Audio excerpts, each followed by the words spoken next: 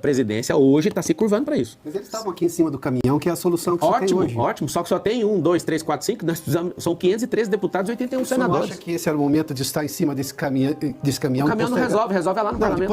Mas eu tenho que fazer alguma manifestação. Se tivesse 100 milhões de pessoas na rua... a viagem para, por exemplo, a El Salvador. Não, isso aí, eu estou numa campanha política. Eu não tenho que fazer isso, eu não sei o que você está pegando nisso, só que o detalhe... Não estou pegando, eu estou pegando a realidade brasileira. Você tem que ir lá para a porta do parlamento agora. Você que está pedindo isso. Não, eu estou te falando. Não, a solução está no parlamento. O prefeito da cidade é da cidade. Não, vamos lá não, já estamos voltando. Presta atenção. Não, deixa eu responder. Seguinte, a pressão aconteceu dia 7. Primeiro? Deixa eu terminar a resposta. Tá bom, então vai lá. Vamos lá. Eu vou lhe dar esse tempo. Vamos lá. Obrigado por você ter me dado esse tempo. Nossa, que bom que você me deu tempo. Eu já estava com tempo. Não, mas eu estava fazendo a pergunta. Não, você está atrapalhando a resposta. Aí não vai ter tempo para nada se a gente ficar nessa. Então, deixa eu terminar. Então vamos lá. Você... Não, eu já estou à vontade. É o seguinte, só um pouquinho. Tem hoje um poder que está sobre os outros. O que acontece? Nós precisamos, se é isso que você está querendo fazer, a gente tem que ir lá para o parlamento hoje, agora. Hoje é que dia? Não está agindo. É terça-feira? Hoje é terça-feira. Então é lá, o expediente dos deputados tem que marcar e pôr pressão lá. Sim.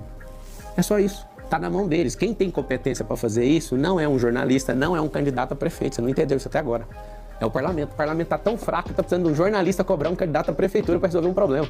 Candidato. O parlamento está fraco. O parlamento precisa de força. Para quê? Convoque as pessoas na porta do parlamento. São 513 deputados. E aqui vai um recado. Parlamentares, políticos e ministros do Supremo Tribunal Federal só tem medo do povo. Ninguém afina para nada, nem para cadeia, nem para nenhum tipo de ameaça, mas o povo. Se vocês realmente querem fazer isso, tem que ir para a porta do parlamento e pôr pressão naqueles 513 deputados, que o parlamento já baixou a cervical faz muito tempo. Datena e Bolis, Arregões, sempre correndo da verdade, sempre correndo de um bom jornalismo. É uma pena não tê-los aqui para vocês só responderem a verdade, né? Não tem como ser combinado aqui. Nos lugares combinados, vocês vão com tranquilidade, né? Já arregaram 2 vezes e vão arregar mais vezes, quantas vezes forem necessárias, se um veículo como esse aqui, que é imparcial, convidarem vocês. Parabéns aí por serem arregões. Tentaram me derrubar, eu caí pra cima. 2 bi, eu nunca vi isso aqui na minha vida inteira. O senhor está sofrendo também muitas direito de resposta nas redes sociais. Já várias vezes eu vi o Boulos aparecendo na sua... Invasor, vai invadir o Instagram. No caso, ele recebeu uma ordem judicial. Mas é invasor. Como o senhor explica isso? Porque assim, foram várias decisões contrárias ao senhor. Mas não tem problema nenhum. Pode invadir aí, já que você não tem audiência, eu te dou um pouquinho de audiência. Comedor de açúcar. O senhor se considera mais preparado para esse desafio? Eu não me considero mais preparado da cidade, mas entre os que estão na disputa, é até vergonhoso falar que eu estou disputando com alguém, né? Eu sei que tem gente mais capacitada que eu nessa cidade, que entende mais da cidade que eu, mas não tem a coragem, não aguenta o tranco, não tem inteligência emocional para aguentar esse tanto de bandido, não tem coragem de falar a verdade, sempre com o rabo preso, desculpa a expressão, com alguém. Isso não foi um sonho. Tem gente que pergunta pra mim, mas você não precisava mexer com isso. É triste uma pessoa que quer ser prefeito precisando de algo. Eu realmente não preciso. Eu sinto que é tempo de eu servir o nosso povo e eu não quero que esse negócio de PT continue, eu não quero que o Lula faça handover para Bolis, nem para Tachad. Então, eu achei muito triste o que o Valdemar Costa Neto fez com o PL, que é um acordo aqui de tirar o Salles. E eu vi, como que a gente vai deixar a Prefeitura de São Paulo na mão de 2 esquerdistas? Tava tudo certo. Eu entrei, embaralhei o jogo. E agora tá todo mundo assustado. Eu que não tenho nenhum padrinho político, não tenho fundo eleitoral, não tenho tempo de TV, não tenho rádio, não tenho palanque, não tem nada. Só tenho um celular poderoso, que é a nova imprensa para mim. Respeito 100% da imprensa, não respeito militante. Todos os militantes eu vou bater de frente. Meu respeito absoluto à imprensa do Brasil. Mas a gente tá contaminado em todas as esferas. Então, eu tava no meu conforto e agora eu resolvi entrar para essa guerra porque o Lula tá para morrer já, com 80 anos de idade. Não faz sentido, né? O brasileiro vive a média de 74, você já sabe que ele tá indo muito bem aí, passando do tempo. Então eu não quero ver isso acontecendo, eu não quero que uma serpente seja levantada aqui para governar esse país. Não tem chance, né? Quando eu entrei na disputa, o Bolis tinha 37 pontos. Hoje ele está abaixo de 20, pra você ter uma noção. Então, assim, os planos que eles fizeram aqui já deram errado. Agora, uma pena, porque o eleitor do Brasil precisa saber que eu consegui nacionalizar essa eleição e agora eu estou internacionalizando ela. E vou em outros países também para falar sobre São Paulo. São Paulo vai se tornar a capital do mundo até 2050 e depois eu explico como.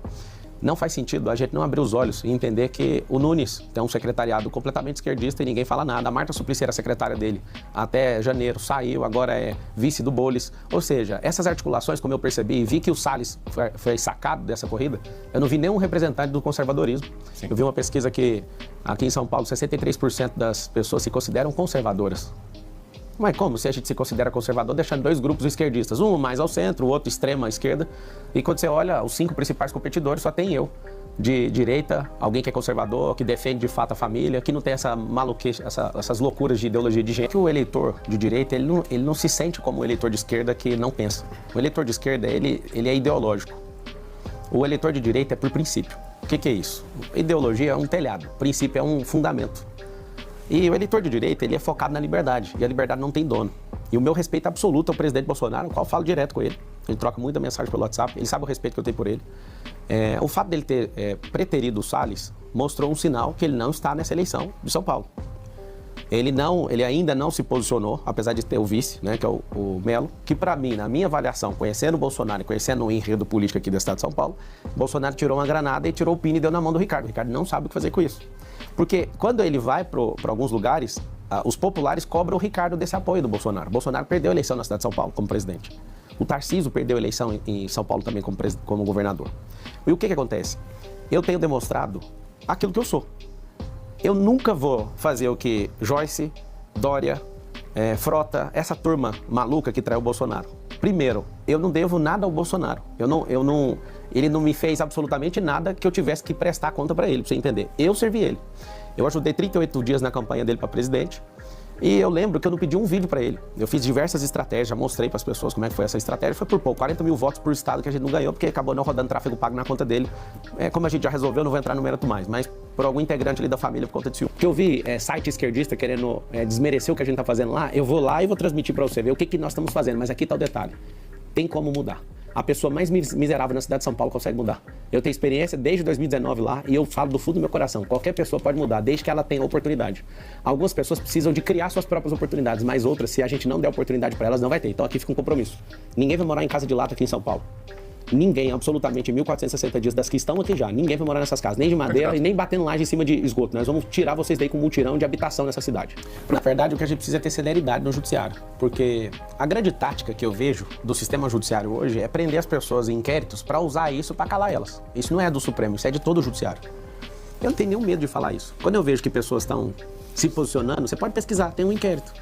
Esse inquérito é uma barganha, isso é uma vergonha. Não só ter que colocar prazo final, mas precisa de dar celeridade. Duas coisas. Você pediu minha opinião de jurista. Sim. Minha opinião de jurista tem que ter prazo todo inquérito. Tinha que ter o prazo final. Se não tiver... Sempre teve. Então, mas não tem. Isso, ou seja, então tem que invalidar o inquérito. O que está acontecendo? Está acontecendo vários... É minha opinião jurídica. Está acontecendo vários atos nulos por não colocar fim num processo. Não existe um processo... Preciso tirar um ministro que abusa de autoridade, então, se você precisa, tem que fazer o quê? Tem que fazer o instrumento... Não eu preciso, o país precisa. Então, chegou na mão de quem ontem? Do Pacheco, tá na mão dele. Agora ele tem que ser homem para fazer o que os deputados estão falando. Mas eu posso começar pelo Barroso, ele pode simplesmente revogar essa portaria. Então, você tem o número dele? Vamos ligar para ele. Eu tenho aqui, vou achar o número dele rapidinho e vou ligar para ele. Vamos ligar agora, o que o senhor acha? Vamos pegar o número dele.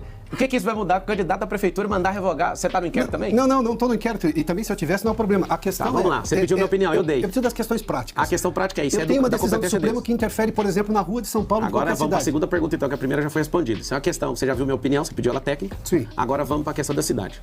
Como ocorre essa relação do presidente do seu partido, do PRTB, o Avalanche, com o PCC? Isso existe? Como você explica isso? Laís, é o nome dela? Isso. Laís, obrigado pela pergunta. O Avalanche está processando todos os jornalistas que pegaram no pé dele em relação a isso. Pelo que eu conheci ele agora, quando eu entrei nesse partido. Eu entrei nesse partido no último dia, né, que eu acabei saindo por tirarem a palavra que eu iria ser candidato pelo DC, eu acabei entrando no PRTB. Eu acredito no contraditório, na ampla defesa, e espero que seja verdade a defesa do Avalanche. E eu deixo bem claro, a Avalanche não vai ter cargo na prefeitura, ninguém do meu partido, não tem ninguém que eu curvei para falar alguma coisa sobre prometer algo por estar aqui. Mas eu agradeço ao Avalanche, porque ele é o único cara que conseguiu segurar essa candidatura no peito. E obrigado, viu? E se tiver alguma ligação, que seja apurada e que ele responda. Eu não tenho nem político, nem amigo, nem ninguém de estimação que eu vou defender se essa pessoa estiver errada, que ela pague. A gente vai ter que... Se isso aqui fosse uma monarquia, já estava resolvido, porque qualquer um não ia deixar. Agora é uma democracia. Democracia é tripartida. É tripartida, mas o auxiliar da justiça, que está lá no artigo 133. Candidato, conversar não resolve, tem que fazer. Então, tem que fazer. Não, mas tem que conversar com o ministro que dá a decisão democrática. Tem que ir lá, mas tem que ir. E a dele vale sobre qualquer outra decisão. E tem que ir Todo lá. o sistema político foi completamente vilipendiado por decisões do Supremo Tribunal Federal. Porque o Congresso Nacional não está assumindo o papel dele, aí faz o quê? Dá o poder de legislar para o STF. O sistema tripartido de poder é um sistema de freios e contrapesos. Sim. Se tiver uma pessoa maluca na presidência, você já desregulou o sistema de freio e contrapeso. Se você tem um Congresso Nacional que é enrolado até o pescoço, na figura dos presidentes, inclusive, vocês fiquem de olho na troca da presidência agora. Vai trocar a presidência do Senado e da Câmara dos Deputados. Quem é essa pessoa? Fique de olho, porque essa é a decisão que o povo tem que ficar assistindo. Só pra você entender, a Dilma Rousseff, ela tomou mais de 50 processos de impeachment e todos foram engavetados. Mas no dia que ela arrumou uma briga com o Eduardo Cunha, ela caiu. E a discussão dos dois pra saber quem era o mais idiota, qual era a discussão? Vamos ver quem cai primeiro. Os dois caíram, os dois. O governo de esquerda não quer criar emprego, ele quer te manter sem prosperar. É a prova. Ninguém fez você prosperar até hoje, nenhum governo de esquerda. É mentira, porque eu já fui de escola pública, eu já caí nessa conversa, já acreditei no Lula, inclusive. Eu já fui de partido de esquerda, porque eu não consegui entrar em nenhum. Esse povo é tudo mentiroso, esse povo não serve pra nada. E faz um M